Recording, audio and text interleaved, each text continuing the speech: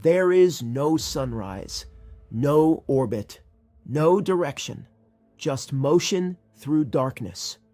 A planet with no star and no way to find one. Space looks empty, silent, still, endless. But signals repeat, stars collapse, planets burn. Some things out there should not exist. This is space horrors, the universe that should not exist. A planet is supposed to belong somewhere. It should have a star, a path, a season, a source of light. But some worlds do not have that. They do not rise into morning. They do not turn toward a sun. They do not wait for daylight to return. They move through interstellar space alone. Not empty space, not still space. A galaxy is always moving. Stars orbit. Gas drifts. Dust falls into currents too large to see. And inside that motion, there are planets with no parent star. Astronomers call them rogue planets, free-floating planets, isolated planetary mass objects. The names sound technical, but the meaning is simple. A world exists without a system. No sunrise crosses its horizon. No sunlight warms its ground. No year repeats around the star. If it has mountains, they stand in darkness. If it has ice, the ice never melts by daylight. If it has an atmosphere, it survives without a sun to feed it. This is not a dead moon hiding behind a planet. This is not a distant planet in a long winter. This is something more isolated. A planet cut loose from the architecture of the sky. And that raises the first question. How does a whole world lose its star? A planet does not need to be destroyed to become lost. Sometimes it only needs to be moved. Planetary systems are not born quiet. They form inside disks of gas and dust. Young stars pull material inward. New planets carve gaps. Gravity begins to fight for space. At first, everything looks like a beginning. Then, the system becomes unstable. Large planets tug on smaller worlds. Orbits stretch. Paths cross. One close pass can change everything. A planet can be thrown outward like a stone from a sling. Not by impact, by gravity. The star is still there. The system is still there. But the planet has gained enough speed to leave. It crosses the outer debris. It passes the last frozen bodies. It moves beyond the reach of warmth. From that point forward, there is no home orbit to complete. Some rogue planets may form another way, not inside a neat planetary system, but from collapsing gas and dust, more like the smallest stars that never ignite. That is part of what makes them difficult. They blur categories: planet, brown dwarf, failed star, isolated world. The universe does not care about our labels. It only follows mass, motion, and gravity. So a rogue planet is not impossible. It is a consequence of chaos becoming permanent. And once the planet is free, the star no longer protects it from the cold. When a planet loses sunlight, it does not freeze all at once. It changes in layers. First, the sky loses its main source of energy. No steady warmth, no daily heating, no seasonal recovery. The upper atmosphere cools. Winds weaken or change. Cloud systems collapse into unfamiliar patterns. Then, chemistry begins to slow. Gases that stayed open under sunlight can condense. Volatile compounds can settle. The surface becomes a trap for cold. If the planet is rocky, Its oceans, if it had any, would start to freeze from above. The ice would thicken, the atmosphere could thin, the horizon would disappear into permanent night. If the planet is a gas giant, it may keep glowing in infrared from leftover heat for a while. Not visible light, not a sun, just heat leaking slowly from the inside. That is the strange part. A rogue planet can be dark to human eyes, but not completely cold to the universe. Heat does not vanish instantly. It escapes, layer by layer, century by century, sometimes much longer. The surface may become silent. The sky may become black. But deep below, the planet may still be working. A world can lose its star and still keep a secret under the ice. A planet does not receive all its heat from a star. Some heat is born with it. Some comes from pressure. Some comes from radioactive decay inside rock. Some is trapped beneath layers that do not let it escape quickly.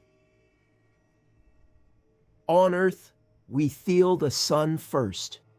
But deep underground, heat still rises from the planet itself.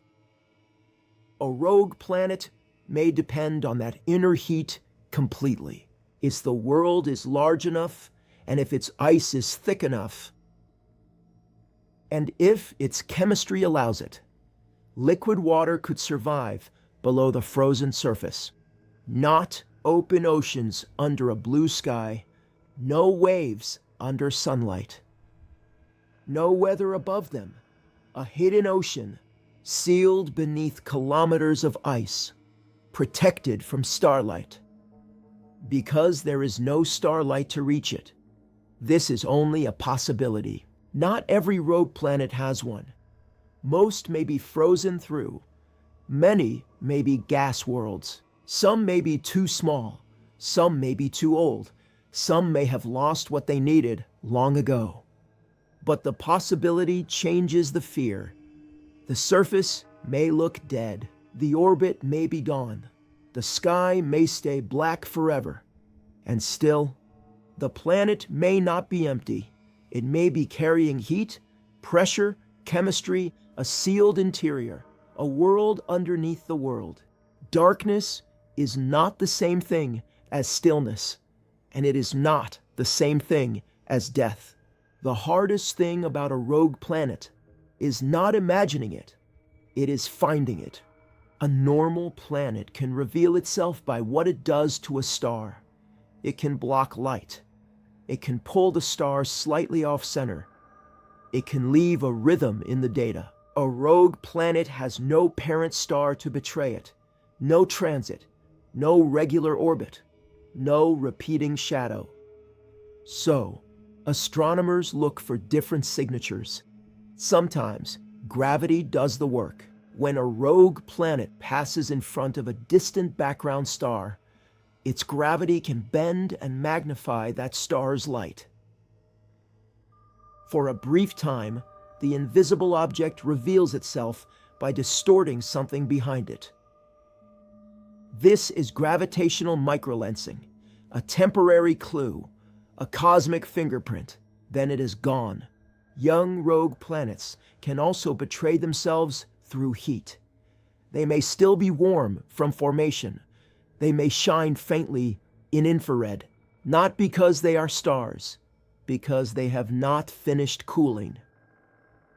This is why modern infrared telescopes matter. They do not search only for light. They search for leftover heat. Even then, the evidence is difficult. A faint point, a brief brightening, a spectrum, a motion pattern. A world may cross the galaxy for billions of years and only announce itself for days. That is what makes these planets unsettling. They are not rare because they are impossible. They are rare because darkness hides them well. A rogue planet is not outside the universe. It is not frozen in place. It still moves through the galaxy. It still follows gravity. It still belongs to the larger structure of the Milky Way. But it is outside something more familiar. It is outside a solar system, outside the daily pattern of a star, outside the relationship that makes planets feel like planets to us. That is why these worlds feel wrong. We understand planets through connection. Mercury close to the Sun, Earth in the habitable zone, Jupiter guarding the outer system, Neptune moving in blue distance. A rogue planet removes the center. There is no sunrise to mark time, no visible star to define direction, no warm side facing inward, no orbital year to count. It may rotate. It may have weather. It may have moons. It may have magnetic fields. But nothing above it says home. If a spacecraft approached one, the first view might not be a shining world. It might be a black shape blocking stars behind it. A planet known first by absence, not by what it reflects, but by what it hides. And beneath that absence, there may be another question waiting. Can a world without light still create a place for life? Life on Earth makes us biased. We look for sunlight, surface water, air, a warm orbit around a stable star. That makes sense. It is the only living world we know. But Earth also teaches a second lesson. Not all life depends directly on sunlight. Deep under the ocean, there are ecosystems built around chemistry. Heat rises from rock. Minerals flow into water. Microbes use reactions instead of daylight. That does not prove rogue planets are alive. It only proves that darkness is not always sterile. If a rogue planet has a buried ocean, and if the ocean touches warm rock, and if chemistry can keep cycling, then the planet may have energy in the only place that still matters. Under the ice, no sky, no seasons, no surface photosynthesis, no signal from a star. Just water, rock, pressure, heat, and time. The conditions would be severe. The isolation would be almost total.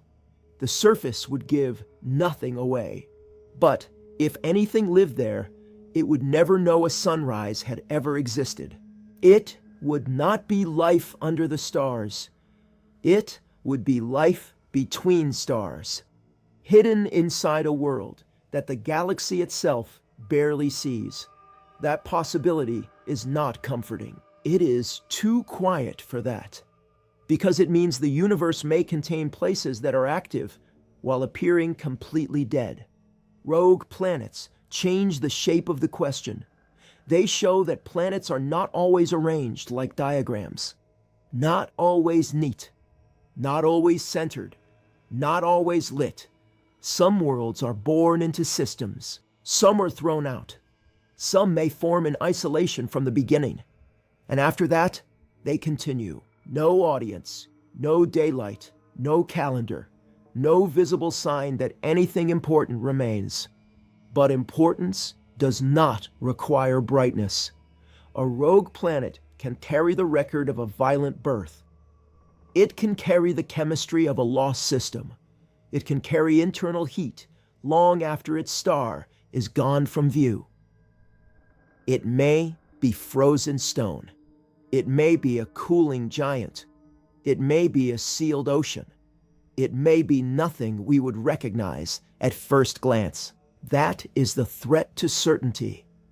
The galaxy may not be made only of stars and the worlds we see around them.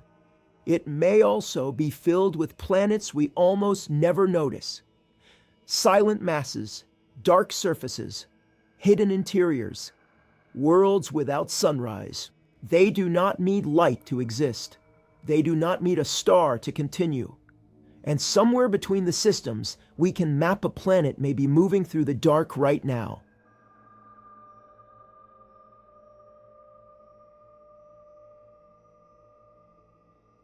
Some stars do not simply die. They release enough energy to erase entire systems. Radiation expands across space. Atmospheres disappear. Nearby worlds stop surviving. The universe does not need monsters. It has gravity, radiation, pressure, vacuum, and somewhere beyond what we can see, the next anomaly is already moving.